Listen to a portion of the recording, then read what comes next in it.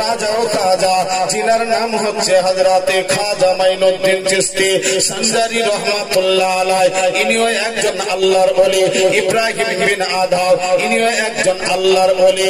আল্লাহ পাক পৃথিবীর বুকে আল্লাহর ওলিদেরকে পাঠিয়েছে মানুষকে সংশোধন করার জন্য, মানুষকে সঠিক রাস্তা দেখানোর জন্য। আজিজানে মুহতারাম, হযরতে খাজা মাইনুদ্দিন চিশতি সঞ্জারি রহমাতুল্লাহ আলাইহি আল্লাহ তাবারাক তাআলার প্রিয় হাবিব জনাবে মুহাম্মদ রাসূলুল্লাহ সাল্লাল্লাহু তাআলা আলাইহি সাল্লাম যখন বিরাদার আজমির হিন্দুস্তানের আপনার রাজস্থানে পাঠিয়ে দিলে, এখানে আসার পরে বিরাদারান ইসলাম খুব সংক্ষিপ্ত আলোচনা ওনার একটা কারামত তুলে ধরে হযরতে খাজা মাইনুদ্দিন চিশতি সঞ্জারি রহমাতুল্লাহ আলাইহি বেশ কয়েকটা মানুষ যখন আপনার ওনার কাছে বায়াত গ্রহণ করে, ইসলাম আপনার গ্রহণ করলে, কালমা পড়ে ঈমান এনে ফেললে, ওনারা আপনার হযরতের কাছে আপত্তি জানালেন, আবেদন করলে, এক খাজা আমাদের প্রিয় মুর্শিদ, আপনার কাছে একটা অনুরোধ করে রাজস্থানের বুকেতে আজমিরের বুকেতে আল্লাহর ইবাদত করার মতন একটা ঘরের প্রয়োজন রয়েছে। আল্লাহর ইবাদত করার জন্য একটা মসজিদের প্রয়োজন রয়েছে। এই দেশে মসজিদ নাই, সব আপনার সবই হচ্ছে বেধর্মী। হযরতে খাজা মাইনুদ্দিন চিশতি সঞ্জারি রহমাতুল্লাহ আলাইহি বললে, ও আমার মুরিদেরা, ও আমার ভক্তরা, তোমরা ভালো করে শোনো, এই রাজস্থানের বুকে আজকে যদি আমরা মসজিদ নির্মাণ করি, এই দেশে যিনারা রাজা প্রজা আছে আমাদের মসজিদ কায়েম করতে দেবে না, মসজিদ বানাতে দেবে না। মসজিদ যদি বানাতে আপনার মসজিদ তৈরি হচ্ছে এই খবর যদি তাদের কানে পৌঁছে যায়, সঙ্গে সঙ্গে তারা এসে আল্লাহর পবিত্র ঘর মসজিদকে আপনার ভাঙচুর করে দেবে। যার জন্য হযরতে খাজা মাইনুদ্দিন চিশতি সঞ্জারি রহমাতুল্লাহ আলাইহি ওনার ভক্তদেরকে বললেন, বাবুরা, মসজিদ যদি বানাতে হয়, আল্লাহর ঘর যদি নির্মাণ করতে হয়, তবে দিনের বেলায় আপনার নির্মাণ করা হবে না, রাত্রির অন্ধকারে আপনার আল্লাহর পবিত্র ঘর কায়েম করতে হবে, তৈরি করতে হবে, নির্মাণ করতে হবে, আপনার কাজ করতে হবে রাত্রি অন্ধকারে। আপনার আজমিরের মানুষ যখন ঘুমিয়ে যাবে, আপনার মুসলমানদের যিনি আল্লাহর ওলি হযরতে খাজা মাইনুদ্দিন চিশতি সঞ্জারি রহমাতুল্লাহ আলাইহির মুরিদরা ওই রাত্রি অন্ধকারে আল্লাহর পবিত্র ঘরের আপনার কাজ করবে। কারণ মসজিদ বানাতে হবে আজমিরের বুকে, মুসলমানদের একটা ইবাদত খানা নাই, মুসলমানদের জন্য একটি ইবাদত খানা বানাতে হবে। এর জন্য আপনার হুকুমটা চাইতে ভক্তরা হযরতে খাজা মাইনুদ্দিন ভক্তদেরকে অর্ডার দিয়ে দিলে, তবে মসজিদ যদি বানাবে বানাও, কিন্তু দিনের বেলায় বানানো হবে না, রাত্রে অন্ধকারে বানিয়ে নাও। কারণ কেউ জানে না, জানতে পারো এই দেশের যারা রাজা আছে জানতেও না পারে, যদি জেনে নাই তবে মসজিদ নির্মাণ করতে দেবে না। হযরতে খাজা মাইনুদ্দিন চিশতি সঞ্জারি রহমাতুল্লাহ আলাইহি অর্ডারটা দিয়ে দিয়েছেন। আল্লাহর ওলি কাকে বলা হয়, খাজা মাইনুদ্দিন কাকে বলা হয়? গভীর রাত্রি আল্লাহর ঘর পবিত্র মসজিদের নির্মাণের কাজ শুরু হলো। একদিন গেল, 2 দিন গেল, নির্মাণের কাজ চলতে শুরু করলো। হঠাৎ করে খাজা মাইনুদ্দিন চিশতি সঞ্জারি রহমাতুল্লাহ আলাইহির আপনার প্রথম খলিফা হযরতে আপনার নিজামউদ্দিন, হযরতে আপনার কুতুবউদ্দিন বখতিয়ার কাকি রহমাতুল্লাহ আলাইহি আপনার এসে বললেন, হুজুর গো, রাত্রি অন্ধকারে মসজিদ নির্মাণের জন্য, মসজিদের কাজ করার জন্য আলার ব্যবস্থা করতে হবে, তেলের প্রয়োজন আছে, বাতি জ্বালাতে হবে, রোশনির দরকার আছে, লাইটের প্রয়োজন আছে। লাইট যদি না হয় এই রাত্রে মসজিদের কাজ হবে না। রাত্রে আলো জ্বালানোর জন্য তো কেরোসিন তেলের দরকার, না হয় সরষার তেলের দরকার। নবে কি করে রাত্রে অন্ধকারে লাইট জ্বলবে, কি করে মসজিদের কাজ করবে? হযরতে খাজার কাছে বলা হলো, খাজা, রাত্রি অন্ধকারে আপনার লাইটের ব্যবস্থা করতে গেলে তো তেলের প্রয়োজন আছে, আমাদের নিকটে তো তেল নেই, তেল আমরা কোথায় পাবো? হযরতে খাজা মাইনুদ্দিন চিশতি সঞ্জারি রহমাতুল্লাহ আলাইহি বললেন যে, বাবু এক কাজ করো, তোমরা এক কাজ করো, আজমির শহরে প্রতিটা বাড়িতে বাড়িতে গিয়ে দেখো দোকানে দোকানে গিয়ে তেল বিক্রি কেউ করছে কিনা। যদি তেল বিক্রি করে তোমরা দোকান থেকে একটু তেল কিনে নিয়ে এসো, যেন রাত্রে আমরা কাজ করতে পারি। বলুন সুবহানাল্লাহ। হযরতে কুতুবউদ্দিন বখতিয়ার কাকি রহমাতুল্লাহ আলাইহি, খাজা মাইনুদ্দিন চিশতি সঞ্জারি রহমাতুল্লাহ আলাইহি কথা মোতাবেক বিরাদার আপনার আজমিরে বের হয়ে গেল। আজমিরের আপনার গলিতে গলিতে দোকানে দোকানে গিয়ে জিজ্ঞাসা করে যে ভাই তোমরা কি কেরোসিন তেল বিক্রি করবে না, সরষের তেল বিক্রি করবে না? প্রতিটা দোকানদার বলছে ভাই আজকে আমরা তেল বিক্রি করবো না। বলো কেন? না তো এই আজমিরের যিনি রাজা রয়েছে, রাজার অর্ডার হচ্ছে যে ওই যে ফকির আছে, ওই যে দরবেশ আছে, যার নাম হচ্ছে হযরতে খাজা মাইনুদ্দিন চিশতি সঞ্জারি রহমাতুল্লাহ আলাইহি, ওনার কোন ভক্তদের নিকটে তেল বিক্রি করা বন্ধ বলে ঘোষণা করে দিয়েছে। তেল বিক্রি করা হবে না। তোমরা তো ওই খাজারি লোক, তোমাদের জুব্বা দেখে তোমাদের পোশাক দেখে তো মনে হচ্ছে তোমরা ওই দরবেশ ফকিরি হবা, কারণ তোমাদের নিকটে তেল বিক্রি নয়। হযরতে কুতুবউদ্দিন বখতিয়ার কাকি রহমাতুল্লাহ আলাইহি রাজস্থানে আপনার আজমিরের গলিতে গলিতে দোকানে দোকানে গিয়ে জিজ্ঞাসা করে, যার বাড়িতে গিয়ে আপনার হাজির হয়ে যায়, সঙ্গে সঙ্গে দরওয়াজা যদি খোলা থাকে, কুতুবউদ্দিন গিয়ে হাজির হলে পরে সঙ্গে সঙ্গে দরওয়াজা বন্ধ হয়ে যায়। দোকানদারদেরকে আপনার ডাক দিয়ে জিজ্ঞাসা করে, এ দোকানদার রাত্রি অন্ধকারে আমাদের আপনার আলার প্রয়োজন আছে, তোমরা কি কেরোসিন তেল বিক্রি করবে না? আপনার আজমিরের দোকানদাররা বলে যে আজকে তেল বিক্রি হবে না। কারণটা হচ্ছে সরষের তেল বিক্রি হবে না, কারণ আজকে আজমিরের যিনি রাজা আছে তেল বিক্রি করা হবে না বলে ঘোষণা দিয়ে দিয়েছে। বলে তাই নাকি? বলা হযরতে কুতুবউদ্দিন বখতিয়ার কাকি রহমাতুল্লাহ আলাইহি, ও মুসলমান, প্রতিটা আপনার দোকানে দোকানে ঘুরে যখন তেল পেলেন না, উনি খাজা মাইনুদ্দিনের নিকটে গিয়ে বলে হুজুর আমি প্রতিটা দোকানে দোকানে গেলাম, আমাদেরকে তেল বিক্রি করতে কেউ রাজি হলো না, কেউ রাজি হলো না। বলে তাই নাকি? বলা বলে কেউ রাজি হলো না। বলে না, হযরতে কুতুবউদ্দিন বখতিয়ার কাকি রহমাতুল্লাহ আলাইহি আল্লাহর ওলি হযরতে খাজা মাইনুদ্দিন চিশতি সঞ্জারি রহমাতুল্লাহ আলাইহি আওয়াজ করে বললে যে বাবা কুতুবউদ্দিন বখতিয়ার কাকি আমাকে এক লোটা পানি এনে দাও। পানিটা যখন এনে দেওয়া হলো, আল্লাহর ওলিকে পানি এনে দিয়ে দিয়েছেন ওনার আপনার প্রথম খলিফা হযরতে কুতুবউদ্দিন বখতিয়ার কাকি রহমাতুল্লাহ আলাইহি। পানি যখন এনে দিয়েছে, খাজা মাইনুদ্দিন চিশতি সঞ্জারি রহমাতুল্লাহ আলাইহি ওযু করতে শুরু করলে আর বললেন বাবা কুতুবউদ্দিন আমি ওযু করব, আমার চেহারাটা আমি ধোবো।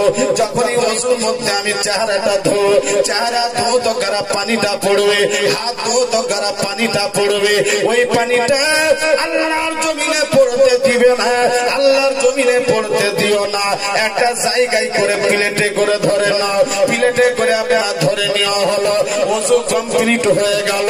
আল্লাহর ওলি খাজা মাইনুদ্দিন চিশতি সঞ্জারি রহমাতুল্লাহ আলাইহি বিরাদার এত বড় জবরদস্ত আল্লাহর ওলি, ওযু করা কমপ্লিট হয়ে গেল। কুতুবউদ্দিন বখতিয়ার কাকি রহমাতুল্লাহ আলাইহি বলে, এ খাজা মাইনুদ্দিন চিশতি সঞ্জারি রহমাতুল্লাহ আলাইহি হুজুর গো, এই আপনার পানিটা কি করব? হযরতে কুতুবউদ্দিন বখতিয়ার কাকি রহমাতুল্লাহ আলাইহি বললে, এ কুতুবউদ্দিন আজকে রাত্রিতে তেল কেউ বিক্রি করেনি, তেলের কারণে মসজিদের কাজ বন্ধ থাকবে।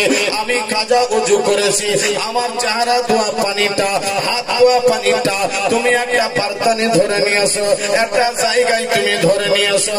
এই পানিটা নিয়ে গিয়ে তোমার বাতিতে তোমার ডিবিয়াতে জ্বালিয়ে ঢেলে দাও, আগুন জ্বালিয়ে দাও। সারা রাত আপনার তেলের কাজ হবে, বাতি জ্বলতে থাকবে, মসজিদের কাজ শুরু করে দাও। বলে খাজা মাইনুদ্দিন চিশতি সঞ্জারি ওযুর পানিটা বিরাদার সারা রাত্রি আপনার তেলের কাজ করবে।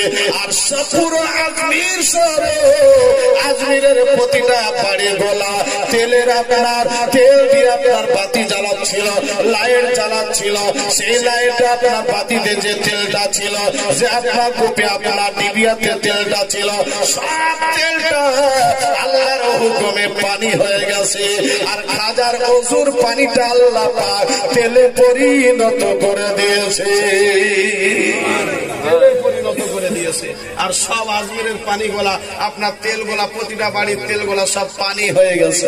সারা রাত অন্ধকার। বলে হলো কি কাজ হলো? যে আমাদের বাড়িতে তেল আমরা মজুদ করে রেখেছি আলা ধরানোর জন্য, বাতি জ্বালানোর জন্য, কিন্তু আমাদের বাড়িতে আলা জ্বলে না, বাতি জ্বলছে না, লাইট জ্বলছে না। ব্যাপারটা কি? আশ্চর্য হয়ে গেছে।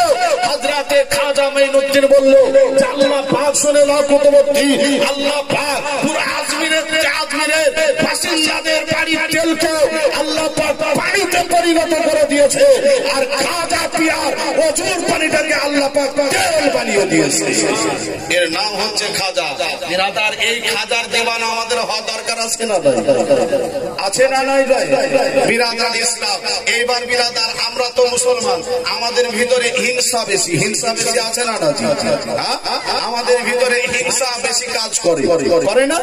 হিংসা বেশি কাজ করে।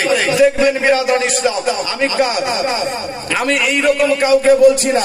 দেখবেন কোন ব্যক্তি যদি ভালো কাজ করে, যেমন আপনার সাথে কোন ব্যক্তি যদি নামাজ পড়তে চলে যায়, তো নামাজ যদি পড়তে যাচ্ছে, আর কোন ভাইকে যদি বলে, ভাই আমি তো নামাজ পড়তে যাচ্ছি, তুমি নামাজ পড়তে যাবে না, তখন কি বলে, ভারী না 3 দিন কেন নামাজি হয়েছি? বলে কি নিজেই তো নামাজ ঠিক পড়িস না, ফির আমাকে আবার নামাজের জন্য ডাকছিস।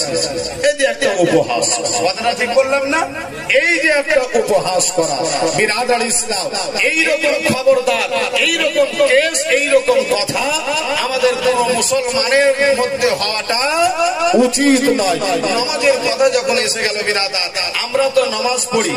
এখানে যদি এখন বলি কে কে ভাই নামাজ পড়েন বলেন তো দেখি, দেখা যাচ্ছে কি 10 থেকে 20টা লোক মানুষ আপনার হাত করে বলে কি ভাই আমি নামাজ পড়ি, বাদ বাকি সবই হবে মাইনাস, প্লাসে কেউ নাই।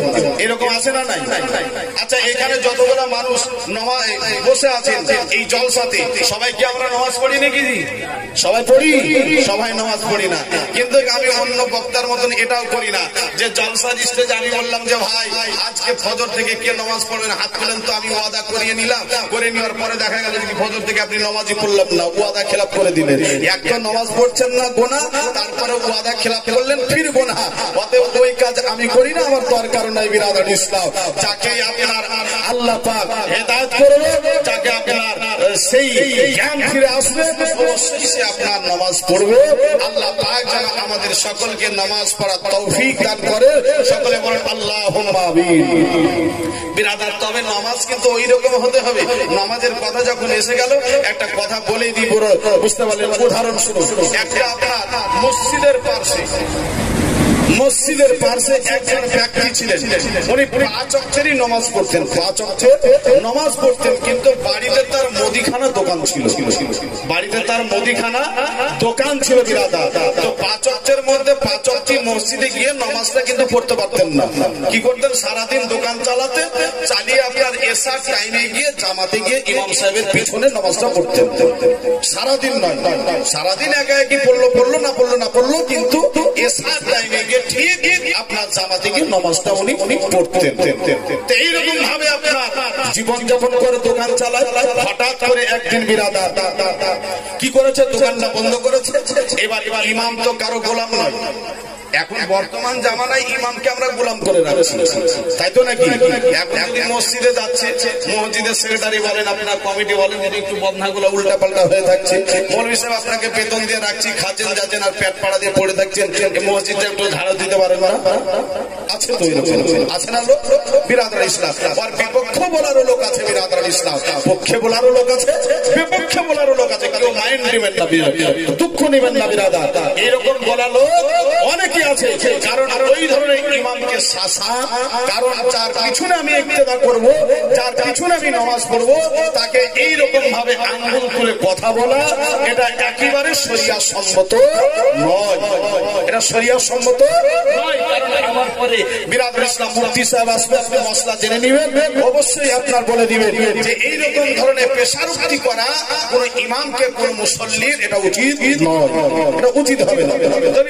ওই লোকটা কি করেছে, এসার টাইম মসজিদে গেছে, মসজিদে যাওয়ার পরে দেখতে পাচ্ছে যে ইমাম সাহেবের টাইম হয়ে গেছে, ঘড়ির কাঁটা বলে দিয়েছে টাইম, তো উনি নামাজে দাঁড়িয়ে গেছে। নামাজে যখন দাঁড়িয়ে গেছে, নামাজ আপনার দাঁড়ানোর পরে নামাজ কমপ্লিট হলো, লোকটা দোকান থেকে গিয়ে দোকানটা বন্ধ করে গিয়ে মসজিদে ওযু করে আপনার মসজিদের এক কোনায় বসে বসে কাঁদছে, কোনায় বসে বসে কাঁদছে। এইবার ইমাম সাহেব বের হলো, ইমাম সাহেব পার হয়ে জিজ্ঞাসা করছে, হাগো ভাই, তুমি তো প্রতিদিন এসার টাইমে দোকান বন্ধ করে এসে এসার টাইমে জামাতে নামাজ পড়ো, আজকে তুমি জামাত ফেল করেছো, তার জন্য তুমি দুঃখ করে কাঁদছো। তো লোকটা একদম চোখটা মোটা মোটা করে ওই ইমাম সাহেবের দিকে একদম গরিমে তাকাচ্ছে, বুঝতে পারছো? ইমাম সাহেব আর কিছু বললেন না, বিদেশি মানুষ হয়তো কি বলতে গিয়ে কি বলে দিবে, হয়তো আর একে বাড়াবাড়ি কিছু বলা যাবে না। আর একজন ওর প্রতিবেশী আপনার মুসল্লি বলছে, ভাই তুই প্রতিদিন জামাতে এসে নামাজ পড়ে আজকে জামাত পাসনি, তার জন্য কাঁদছিস। তখন ওকে গরম দেখিয়ে বলছে, বোকা কোথাকার, আরে জামাত নামাজের জামাত ফেল হয়েছে তার জন্য আমি কাঁদছি নাকি? এটা তো তোর ভুল ধারণা। বলে কিসের জন্য কাঁদছিস? কারণ প্রতিদিন তো এসার টাইমে এসে জামাতে নামাজ পড়ি, আজকে ফেল হয়ে গেছে তার জন্য কাঁদছি। বলে না। বলে কিসের জন্য? আরে দেখো সারাদিন মুদিখানা দোকান চালায়, আর ওই মুদিখানা দোকানে সারাদিন যা বিচা কিনা করি, ইমাম সাহেবের পিছনে যখন নামাজ পড়ি, উনি যখন সূরা গুলা পড়েন, তখন সারা দিনকার বিচা কিনা ওই হিসাবটা ইমাম সাহেবের পিছনে দাঁড়িয়ে দাঁড়িয়ে আমি করে নিই। কিন্তু আজকে জামাত ফেল হয়ে গেছে, আজকে তো আমাকে একা একা নামাজ পড়তে হবে, তা আমি সূরা পড়বো না আমি সারাদিনকার দোকানের বিচা কিনা হিসাবটা করবো, তার জন্য আমি দুঃখে কাঁদছি। কথাটা বোঝা গেল? মানে ওকে সূরা পড়তে হবে, কোরআন পড়তে হবে, হিসাব করা যাবে না, হিসাব করা হবে না, সময় পাবে না, যার জন্য ও আবার কাঁদতে শুরু করে দিয়েছে। আর ইমাম সাহেব সূরা পড়ে ওর পেছনে দাঁড়িয়ে নামাজ পড়া বাদ দিয়েও দোকানে সারাদিনকার বেচা কেনা হিসাবটা চালা। এই তো নামাজ। খবরদার ওই রকম নামাজ পড়াটা আমাদের উচিত হবে না, হবে গো? ওই রকম নামাজ পড়াটা আমাদের উচিত হবে না। নামাজ যদি পড়তে হয় আল্লাহ তাবারক তাআলার মহব্বত রেখে, ভয় রেখে, নবীর মহব্বত অন্তরে রেখে, আল্লাহর ভয় অন্তরে রেখে আমাদেরকে নামাজ পড়তে হবে। পড়তে হবে না? নামাজ পড়তে হবে। বলে নামাজের প্রসঙ্গ যখন এসে গেল, একটা কথা বলে দিই, সারা পৃথিবীর ওলিদের যিনি আমির, যিনার নাম হচ্ছে হযরতে আলী রাদিয়াল্লাহু তাআলা আনহু, হযরতে আলী কারামাল্লাহুল কারীম আজিজানে মুহতারাম, সেই জামানায় আল্লাহর নবীর ওফাতের পরে, ইন্তেকালের পরে, নবীজি আমার ইন্তেকাল করে গেছেন, সেই সময় মুসলমানদের মধ্যে কিছু দাড়িওয়ালা, টুপিওয়ালা, আপনার নামাজ পড়ে পড়ে কপালে কালো দাগ ছেড়ে দিয়েছে, এই ধরনের কিছু মানুষ, এই ধরনের মানুষ আপনার করলো কি, এরা আপনার কি করেছে, নবীর বিরুদ্ধে আপনার বলতে শুরু করেছে, নবীর বিরুদ্ধে বলতে শুরু করেছে। কি বলছে? যে আল্লাহর নবী কিছুই জানতেন না, আল্লাহর নবী কিছুই জানতেন না। হযরতে আলী রাদিয়াল্লাহু তাআলা আনহু আপনার কি করলেন, যে আমি আমার নবীজি পৃথিবীর বুকে নাই, নবী নাকি মরত ছিল, মাআযাল্লাহ নবীজি কি আপনার অজ্ঞ ছিল। আজকে মুসলমানদের মধ্যে কিছু দাড়িওয়ালা, টুপিওয়ালা, যাদেরকে আপনার মুনাফিক বলা হয়, আমার নবীজির বিরুদ্ধে আপনার বলতে শুরু করে দিয়েছে। হযরতে আলী রাদিয়াল্লাহু তাআলা আনহুর আপনার সহ্য হলো না। মসজিদে নববীতে আপনার মসজিদে নববীর মিম্বারে দাঁড়ানোর পরে হযরতে আলী মসজিদ ভরা মানুষ, তাদের সামনে আপনার বক্তব্য দিতে শুরু করলে, ও মদিনার বাসিন্দা, তোমরা যারা আছো তোমরা শুনে নাও, হে মদিনার বাসিন্দা, আজকে তোমরা আমার নবীজির বিরুদ্ধে বলো, আজকে আমার